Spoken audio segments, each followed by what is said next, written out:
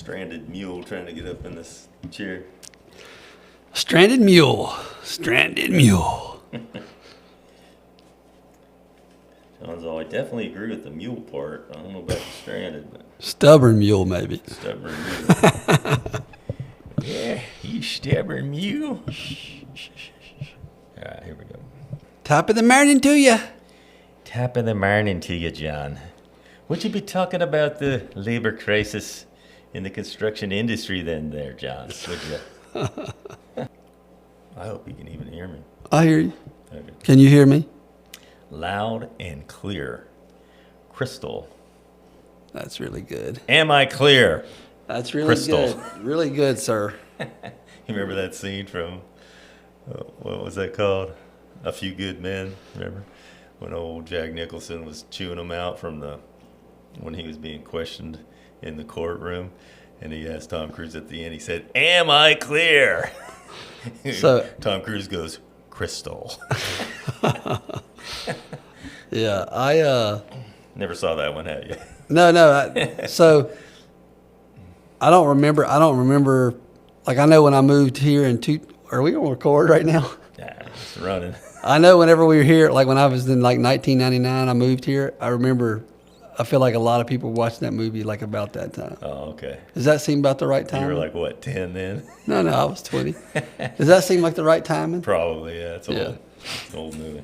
Yeah, I'm pretty positive I've seen it. It's been a long time. When you got as much moss on your back as I do, you've seen all those movies. Yeah. Like I don't like ever watch a movie. I don't have time to watch movies much anymore, but since I started working at Kelly Construction. No, just kidding. You're like, really? Do tell.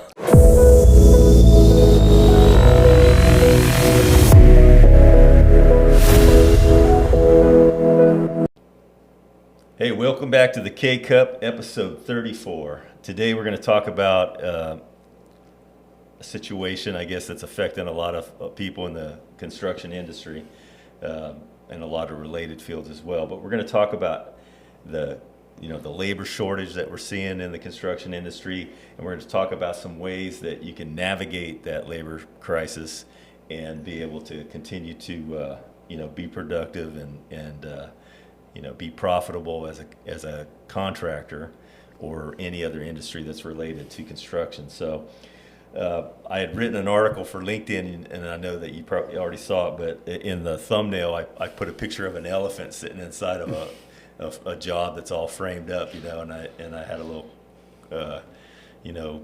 text on there that said there's something in the room and we all need to talk about it. And obviously it's the old, there's an elephant in a room, we need to have a discussion, in other words.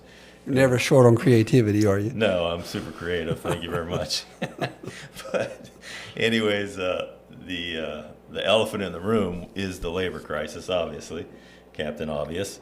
And it's interesting that we have seen, some effects of that, but we really haven't heard a lot of conversation about it. And I think in some regard, when there's an issue like that seems really like it's something that you really have no control over, there's nothing you can do about it. And and it has the potential to be so far reaching and really rock your world. I think the human tendency sometimes is just to look the other way and not talk about it. Yeah. And but I really felt compelled to talk about it. I feel like it's at least warrants a conversation.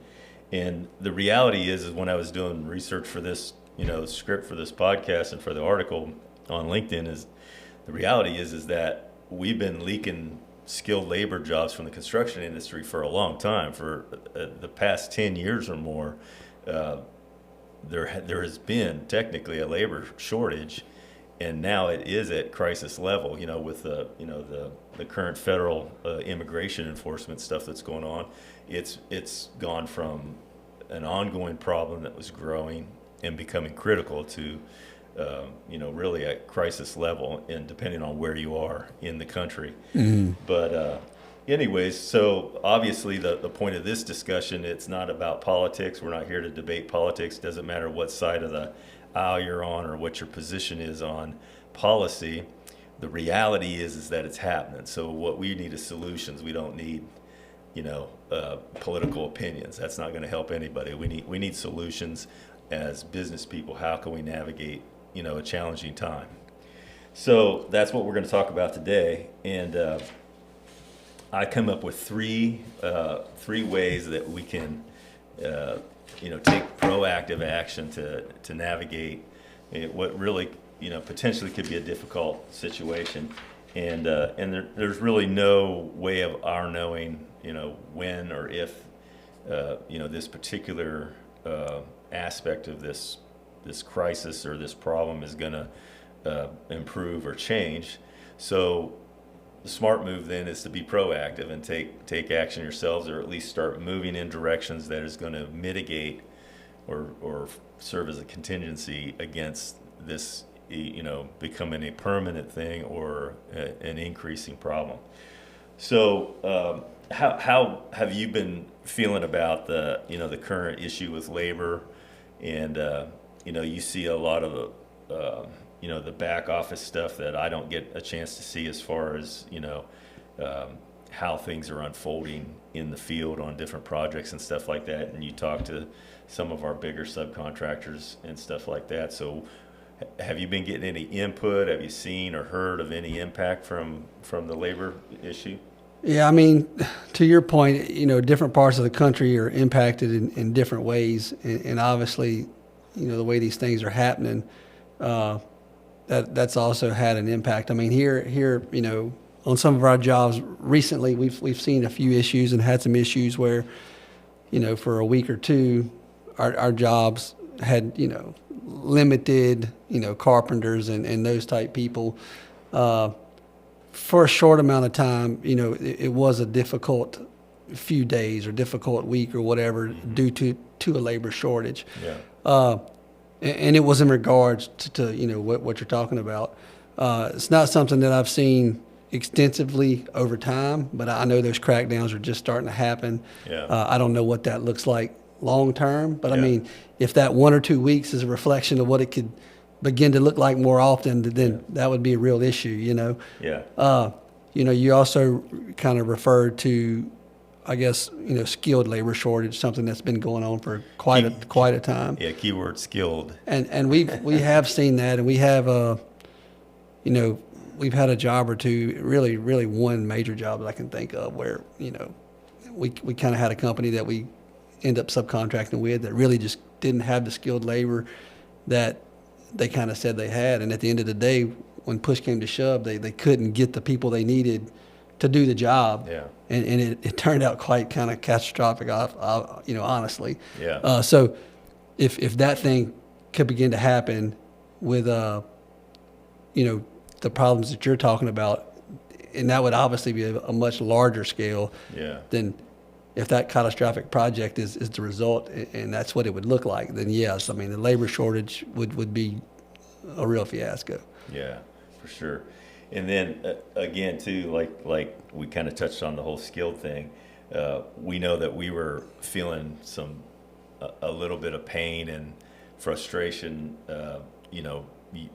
several years prior to this situation, just with some contractors they were able to man jobs, but a lot of times, you say you get a crew of 10 that shows up to a job, maybe one of those is skilled, and the rest of them kind of serve as helpers to that one skilled, person. So, and obviously that affects productivity. It also affects costs, because those people are still getting paid, even whether they're skilled or not. Yeah. And so obviously that inflates cost to the GC running the job, managing the job, and then as far as the ratio of body count to actual productivity, we know that ratio got skewed the other way. You got more body count for lower productivity, really. Yeah. And so that was already an issue that we were aware of and had seen, and from time to time it would result in profitability issues for us, and I'm sure it has for absolutely for other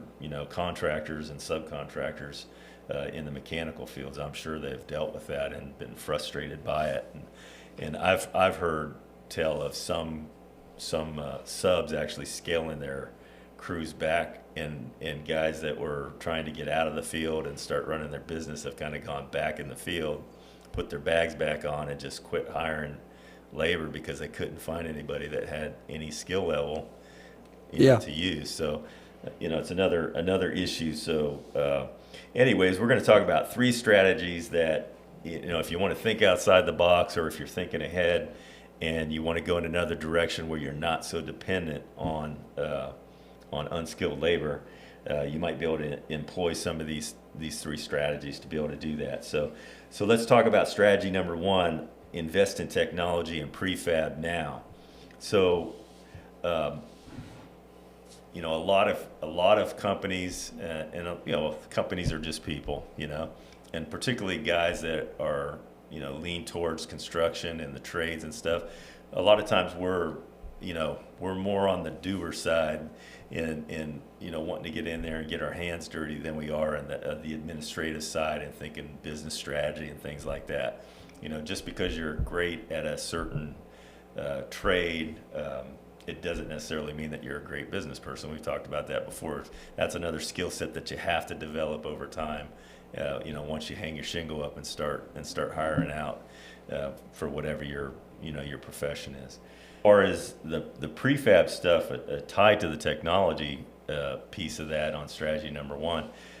Prefab is obviously it's something that's not just the future. I mean, it's really right now.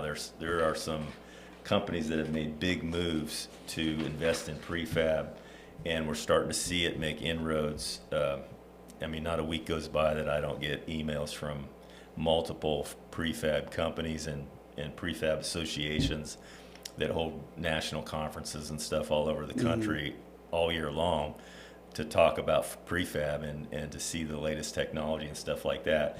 And that would be another form of technology that could help contractors is, BIM technology, the 3D modeling and stuff like that is technology that would help you be able to, if you decide to move towards prefab, which we're going to talk a little bit about why prefab is something that is, a positive when it comes to the labor issue, is that it takes less people to produce a better product, and that product is generally produced in a controlled environment. So not only are you can minimize the churn on labor, but your QC goes up because you're in a controlled environment. So quality can be managed much easier, and it can be managed in real time.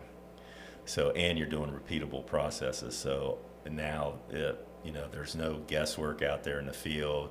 There's not one set of eyes trying to manage multiple guys on a project site that are, producing varied levels of quality.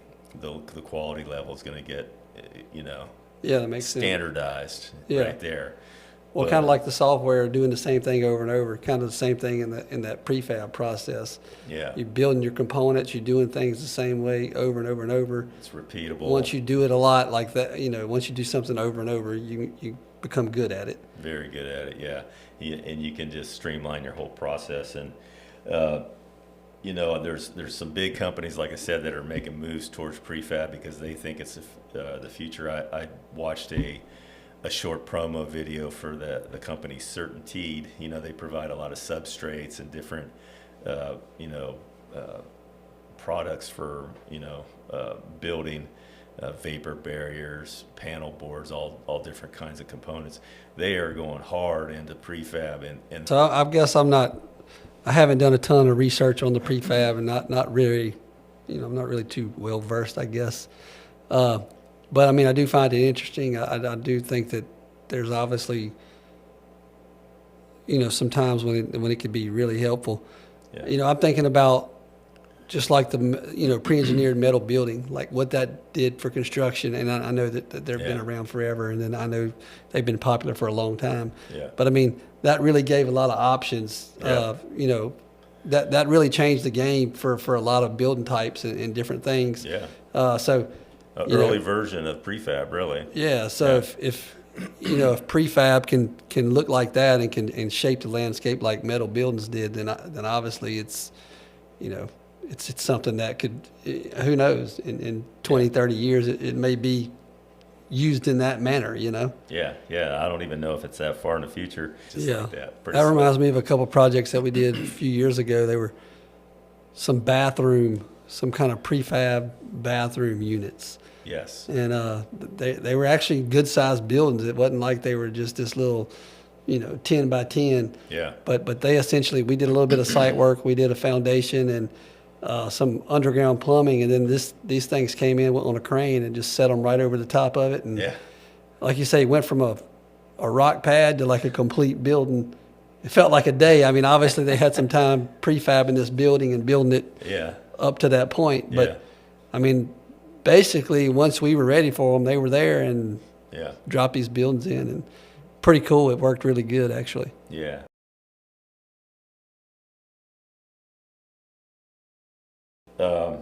So as far as application across the industry, with contractors obviously shifting to prefab components when you can, even if you're not going all in on prefab, like you were talking about prefab restroom components, prefab roofing systems, things like that, maybe prefab wall panels, depending on what the project is, you might be able to source those, and that can affect your competitive edge, things like that.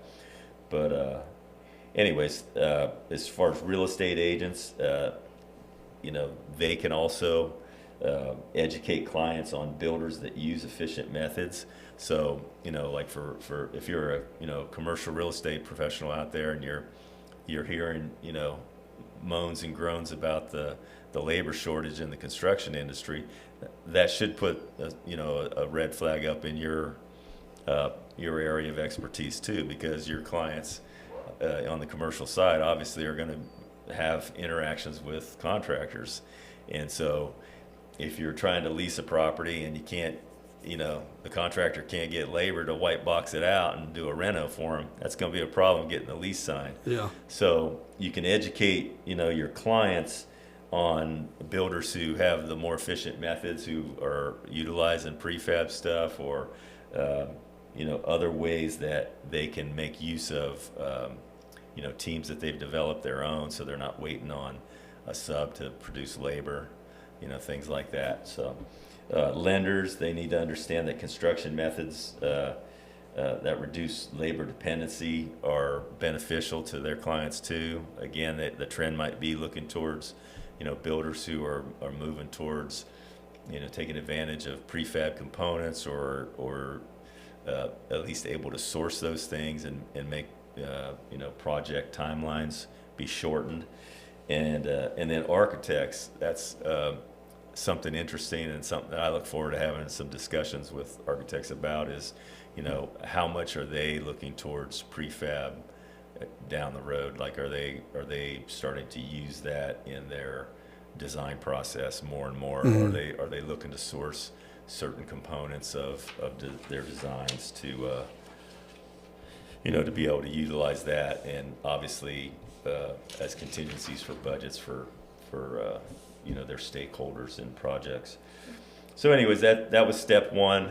Kind of got a little long-winded and not protracted, but anyways, expanded on that a little bit more than I wanted to. But I really got stumped on my own outline there on the technology aspect of that, didn't I? The old brain went. That's all good. Happens to all of us. Oh yeah. So anyways, step one, make sure that you're employing available technology, and that allows you to streamline your crews, and then also part of that, utilize prefab when you can. At least start looking into it, because it is a thing. It is here to stay. So strategy number 2, develop and retain the team that you have. So my little note here on the reality, it's that the reality is that you actively need to be invested in your employees, and if you don't, you may lose them because of this labor crisis. And replacing them, particularly if you have employees on the labor side, like teams that actually go out and self-perform work, you really, if they're a good crew, you want to invest in that crew. You want to make sure that they understand that you value having them around, and you want to keep them around, and you're going to do whatever it takes to make that happen within reason, obviously. So why does it matter that you develop and retain a team that you have if you have one? And for those that don't have one, it's something that you might consider, doing again in the future. I know that there was a time when labor was so abundant there that it almost wasn't worth having a crew retained, because the in-betweens is what kills you when you have a crew. Like if you have those the dips, in opportunity to get the crew out there and being productive on a job site, the dips is what kills you, because you're paying to hold on to that crew until the next time you need them, and that's a challenge. But given this current labor crisis and the way it looks like it's projected that it's not really going to go away, that it may actually expand going forward. If you have a team or are considering developing a team, it's something that you need to give serious consideration to as a contractor, and then invest in that team and really cultivate it to make it a good team, and with the idea of having a long-term relationship. One, it makes your ability to respond to opportunities much greater. You're able to be more nimble, more responsive. When somebody needs something, that's going to make you stand out, because if other companies are saying, look, it's 6 weeks before I can get a crew to come do your build out or whatever, and then you call another contractor and he's like, yeah, my crew's looking for something to do right now, when do you want to get started? Right. Boom. And to a team that's been working together for a long time, obviously does a better job. I mean, Oh yeah. everybody knows who's pushing what button. Yeah. And they work, well together. Yeah, they're If that cohesive. team's constantly having to be changed, then that process is broken, and you're not putting out, as good of a product. Yeah, I agree 100%. You kind of just touched on that. Your existing team, if you have a team, they're going to know your systems, your clients, and your standards. Yeah. And they're going to adhere to those. Employee retention is really, that's the competitive advantage, like we just talked about. If you have a team and you're able to retain them, that gives you a lot of options that other builders, other contractors aren't going to have. And like the little note there brings out, culture eats strategy for breakfast, especially in a labor shortage. So you can strategize all you want, but if you ain't got the warm bodies to make the strategy happen and execute it, really doesn't matter. Right. So what can you do to develop a team and retain it? Action items listed there. Pay competitively and do that immediately. So, the old days of you hire someone for $5 an hour, and then, 10 years later they get $7.50 an hour or whatever. Those days are kind of gone. Like you need to know your market in the labor market, and you need to be able to, understand that if I want to, hire this person, retain them, I need to be able to make sure that I'm at least being competitive, and I'm doing that in a timely manner. So like it brings out there, you want to research market rates and adjust to those, not just waiting for some annual review that you may or may not have and try to keep them. They may be gone by the time annual review turns around, the seat's empty across the table from you because they weren't retained. Create clear career paths. I think that's a great point, because I know that particularly young people, Gen Zers coming out into the job market right now, there is so much noise out there about, college is a waste of time now, and you should have a vocation, and well, that's great, but now you got, multiple years of Gen Zers who have graduated with degrees before that idea ever came out and started getting thrown around. And so what are they going to do with their degree? You know what I mean? So there's a lot of uncertainty out there in the market. So any company that can create positions, and with that position explains that here's your career path. If you become part of our team, this is how we would like to move you along as you stay here as part of our team. That's going to be a big seller for being able to acquire good quality team members and then retain them as well. Invest in training, any kind of new skills that you can do to make your team more efficient, better at what they do. If you know you have a team and you're invested in keeping that team, then it's just like if you have a vehicle or some tool that you use regularly, and there's components that you can buy aftermarket to make that vehicle perform better or whatever. Humans are no different. There are things that you can do aftermarket that can optimize their ability to perform.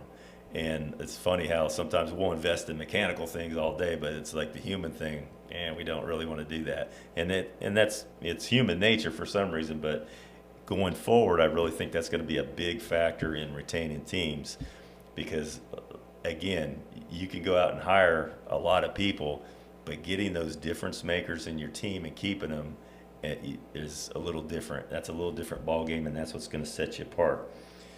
Improve job site conditions. You know, good tools. You don't want to send guys out to the job and they got to share one saw. You know, you send a bunch of guys out to build something and they got one hand saw. It's not even a power saw. They have to share, you know, or one hammer or whatever. Of course, that's an exaggeration, but right. You get the idea. Yeah. You know, you want to make sure that they have the best tools that you're able to provide at the time based on, you know, your situation as a, you know, business owner, but, you know, trying to optimize their ability to be productive on the job. And also being safe. Obviously, you don't want to, you know, there's some ragtag outfits out there that, you know, they don't run safe jobs, you know, and, you know, I've seen some of the stuff I've seen just driving around and doing my sales calls and stuff. You see some scaffolding stuff and you're like, oh my gosh, the board, you can literally see daylight in the splits and the planks they got up on the, you know, 3 tiers of scaffolding. So don't be that guy. You know, it doesn't seem safe. No, not safe. So have some good safe equipment for your guys if you're performing work, and manage that. And then consistent schedules. I know when I was a young guy, that used to frustrate the tar out of me. Whenever you'd show up on Monday, and if the manager of the job site didn't know what crew was going on we had different phases. Like when I first started as a union carpenter in California, going through the carpenter program out there and everything, and the wood joiners union, you'd show up at a project at a development. Different crews would go in different phases. One crew would be, stripping forms and rolling mud sill. Another crew would be rolling floor joists and subfloor. Another crew would be framing. Another would be setting post and beam. And another one would be cutting and stacking roofs and sheeting roofs. But sometimes you'd show up and they didn't know who was going where, and you're burning daylight for an hour and a half while they're figuring out where you're going to go start. That kind of stuff can really take the wind out of a crew's sails. So having a good schedule, sticking to that schedule, being organized so there's no question in the mind of your crew when they show up what they're going to do, can go a long way to retaining that crew and not having them be frustrated with you, thinking, this guy don't even know what I'm doing today. I'm standing around here twiddling my thumbs, you know. Yeah. You know, I'm going to jump on the next ship that looks like they really got their act together. You know what I mean? Yeah. So it's just having that attention to detail. And then recognize and reward. That's another one where, you know, back in our day, it was like, you know, your reward was getting a good kick in the back of your pants every once in a while by your foreman telling you, yeah, not too bad, I won't fire you today. You know, you get a good kick in the seat of your pants. But nowadays, you know, it's a little more touchy-feely out there. Yeah, they don't work anymore. You got to be a little sensitive, you know. If you're not, things can go south in a hurry. Yeah. Might have to give a hug out here or there. I don't know. Yeah, I mean, I think retaining the team is a huge way to obviously fight against this crisis of labor shortage. Yeah. You know, I just think here that, you know, we kind of lean into culture a lot. We talk about that all the time on our podcast. And honestly, just sitting here talking to you about it, I don't even know really how I would class our culture. I think that it just kind of came together as we started hiring a few pieces. But I think that we spent a lot of time just making sure we get kind of like-minded people, and I don't even want to say people that think the same, because honestly, we don't necessarily think the same. There's a lot of views and different things that we have that are different. Yeah, for sure. But through our process, you just find people that you can be cohesive with and people that you can work with. I think that's probably one of the the most Huge. important factors, so you Huge. don't waste 5 years with somebody for them to constantly be looking for another job or whatever. Yeah. So, I mean, I feel like that's something that we've done good at, and I hope that we can continue that. But I mean, I feel like that we have a pretty good rate of people hanging around and Yeah. staying on board. Practically zero drama. Like Yeah. I seldom worked for someone where And- there was no drama. And there's a few situations that are outside of that, but I mean, Yeah. overall, I think that's one of the biggest things that we've done is just hired kind of on fit. Like, this person feels like they're going to be a good fit, Yeah. and overwhelmingly, that's worked out good for us. I mean, I think that would be a key thing in retaining people is just For sure. do your due diligence in the beginning Yeah. and make sure that person's kind of checks all the boxes and does what you would want somebody to do down the road, I guess, if you will. Yeah. Yeah, that episode that we did on if you need to hire someone, do this, I think was the title of it. Yeah. That's one of our more watched episodes. So Oh, that's cool. You definitely had some good suggestions in there on how your process for that. Yeah, The but you group definitely don't want to interview be and all that. losing people when the Yeah. the pool to hire from is not too full, Yeah. Yeah, that can be scary nowadays, particularly if you got to produce a certain amount of revenue, every month, every quarter. You don't Yeah. want to go through too dry of a period where you're missing 2 or 3 pieces, because you got a lot of turnover. And I have been involved in, organizations briefly, but where I saw that, where the turnover is like literally 50%. And Yeah. it was a miserable situation. And I mean, it was just daily uncertainty, like Right. you couldn't get work out and things like that. So you definitely don't want high turnover like you're talking about, for sure. So as far as, team stuff like that, I mean, how would you weight that out of these 2 strategies so far? Making sure that you're employing technology to improve efficiencies, and then considering the option of prefab and moving towards that where you can. Where would you rate this piece as far as your team and retention and all that? I mean, to me, I feel like the team's probably the most important. I think that you really need to spend a lot of time and effort, keeping your team on the same page and keeping everybody, up to date on what's going on and what the plan is. I mean, specifically in, times like we've had the last year or two where the market can be a little bit tough and work can be a little bit slower for some people. I mean, some people are saying they've had their greatest years ever, but, it's a little bit different for everybody. Just making sure that everybody knows kind of what's going on and what the expectation is and how you even feel, about the future. Yeah. I mean, honestly, just sitting here talking to you about it, I know that's something that I could do better. I mean, I think that I do try to communicate and let everybody know where we're at and what the plan is. And there's times where I do that better when we're not as busy and I can Sure. really kind of think and do whatever. Yeah. But to your point, we are somewhat a little shorthanded now. So if I'm not careful, I'll let some of that important stuff kind of slide through the cracks. So definitely, I think that's very important to stay focused and keep your team focused and Yeah. let them know the plan, Yeah. I think that's a huge part of it. I mean, I think the technology and that kind of stuff goes hand in hand with that. Yeah. I mean, everybody's wanting to be more efficient. Everybody wants to learn. Sure. So if you can keep your team right, I think that's key. Yeah, I agree. I think that's really the centerpiece of most of the things that you do in business. So some good applications for industry with, thinking about your team as strategy number 2, retaining and developing the team. One suggestion is that you can cross-train employees so that they can handle multiple tasks. So that way, if like you're talking about, if you do lose a piece, and it can happen to anybody because everybody has their own, drivers, and they may have a motivation that is unseen to you as an employer, and eventually they make a move, and there's nothing you can do about that. It just happens.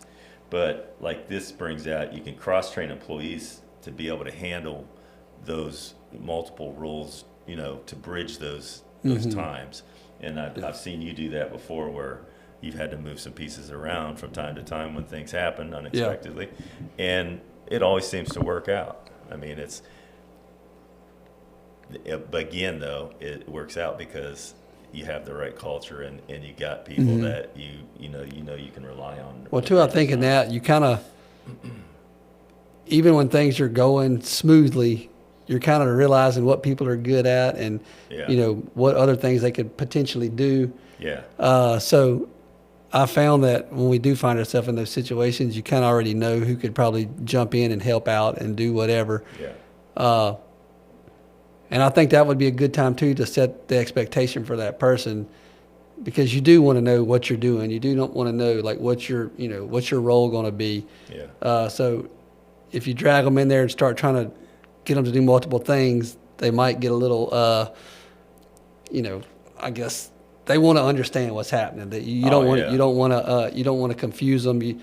Yeah, for sure. And we've all had to wear a lot of hats here for a number of years, but we are kind of to the point now where everybody kind of has their role. Yeah. So it's even more important now for us to clarify, look, we need you to help here, but this is our plan. Like, this is not going to be long term, or this may be long term. If you like it, we might do something for the other position that you're carrying, whatever it is. Yeah. I think you just communicate that clearly, Absolutely. Yeah.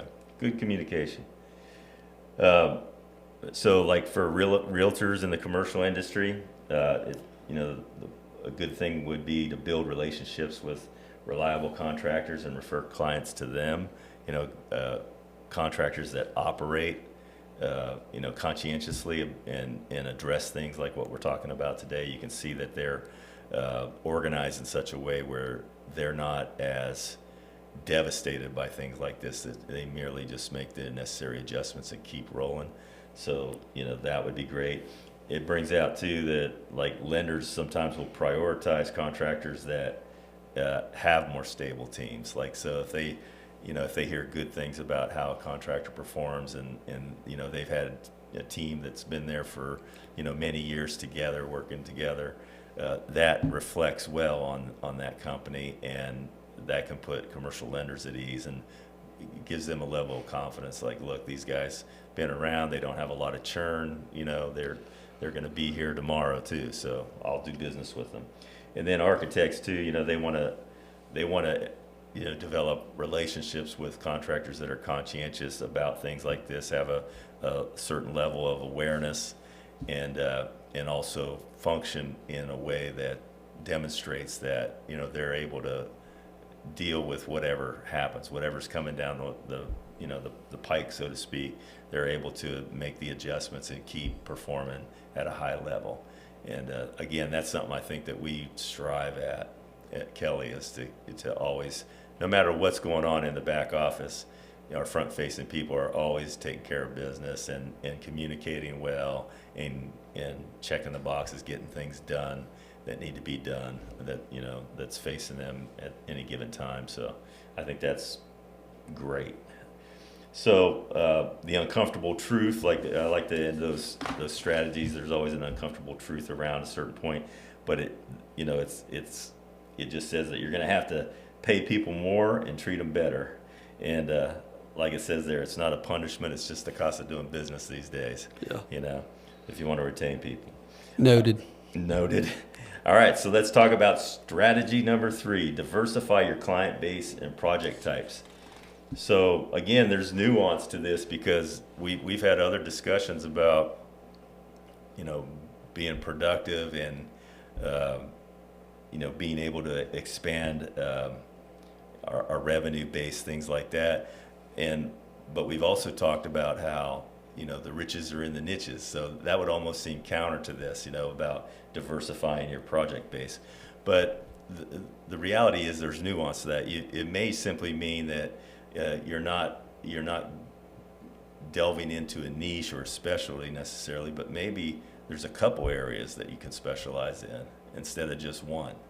And I don't really have any good examples of that right now off the top of my head. Maybe you do, John. Yeah, one thing that I can think of is, we have a couple of clients that we work with,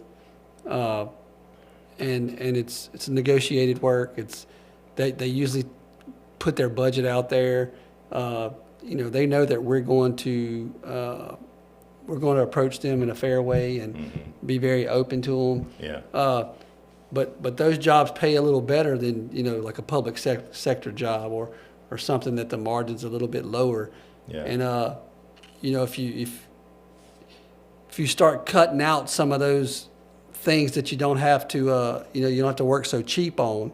I mean, and the thought behind this is not having the labor to be able to do these jobs. Yes. So you're cutting some expense out, and then you're working with a client who's willing to pay a little bit more. Yes. So that math kind of works, Yeah.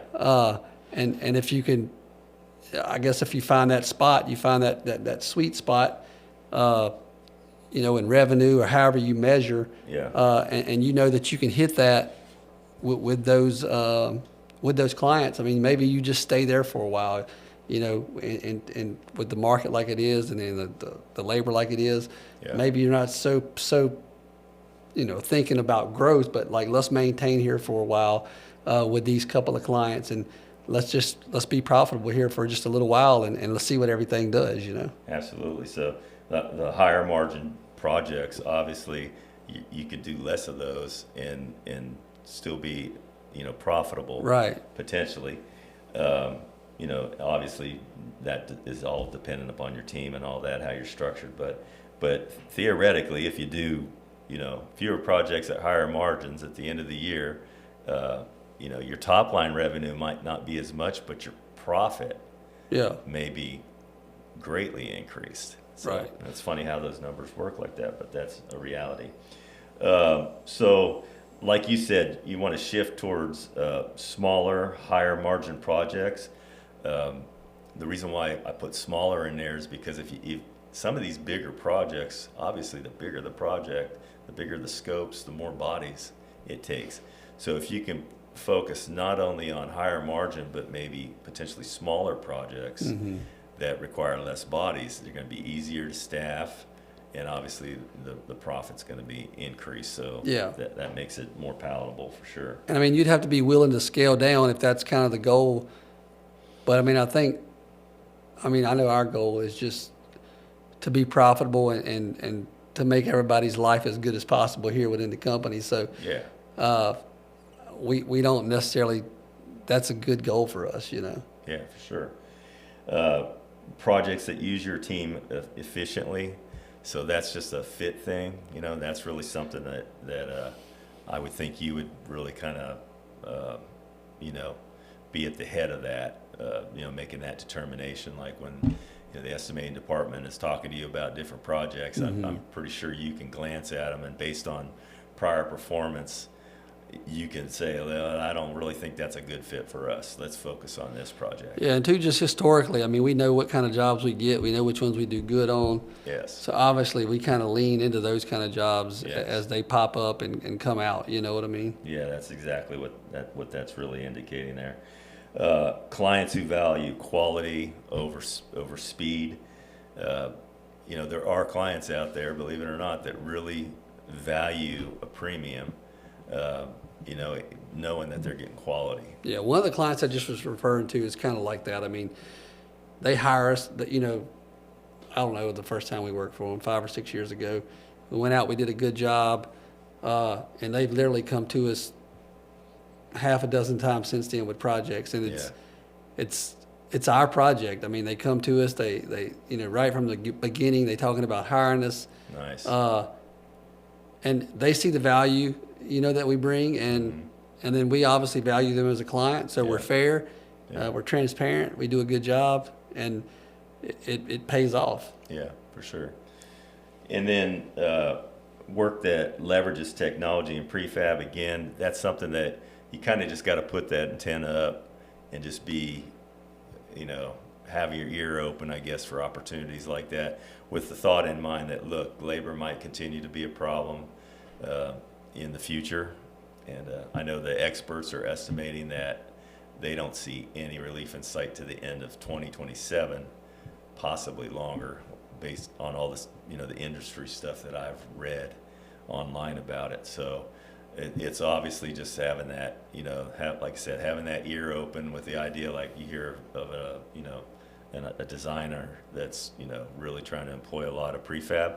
Might be great to just go after one of those projects just to get your feet wet and see what it feels like to get in there and just swing components into place with a crane and bolt them together, and Yeah. stuff like that. So things to avoid as far as step 3 is concerned: large scale projects with tight deadlines. Obviously, with labor being up and down and having some dips in availability, boy, if you're held to tight deadlines and it's a large project, that LDs could be a nightmare on something like that.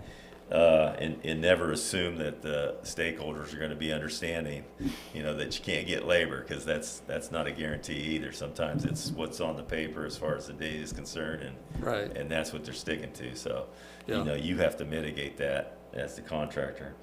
Low margin, high volume work. We kind of talked about that earlier. How, if you're going after a lot of low margin work, you got to do a lot of it.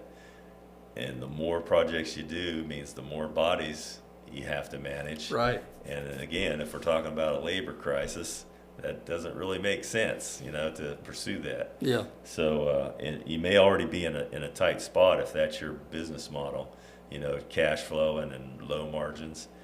You could be in a tight spot going forward. Clients who don't understand the current market realities. Again, that's something that we try to do as a company, especially on the private side. When we get to have our sit downs with potential clients, we're very good about, trying to discuss, the current market and what the expectations should be based on that. We may not, say it just like that to a client, hey, based on the market, but we try to set the expectations because we understand what the market is. And if we know the labor market's tight, we're always going to be trying to mitigate that with making sure that the client has realistic expectations on timelines. Right. So, anyways, that is step number 3. Let's see what we got for. I'm rolling today, John. I'm in the zone. Can't you tell? All right. So, smart strategic move. It says don't compete on volume when you can't deliver volume. I think that makes sense. Compete on expertise, quality, and reliability. And really, that's something that we've always tried to do. That's really part of our culture anyways. Always has been. That's not going to change. So I think we're positioned well as far as that's concerned. Again, like the labor shortage, it's not going to go away. I know that some people haven't been as impacted by it as others have. I know in other parts of the country it's been devastating to some parts of the country as far as the building industry goes. I don't think we felt it here as much as other parts of the country have. For some reason, we seem just a little bit insulated from what's going on in other areas. To that regard, we have seen a little bit, but not as bad. But it doesn't mean that we shouldn't be prepared, to deal with that in case it does become a thing. So. Anyways, any closing thoughts on this? No, I mean, I think that I think we've pointed out some good stuff. Just to reiterate, like I think team's so important. I think you really got to invest. You really got to spend the time. You really got to do all that, all that stuff. I know another, you just were saying that the how we're insulated here in Louisiana a little bit from some of that, and we went through some of it here a couple of weeks ago. Yeah.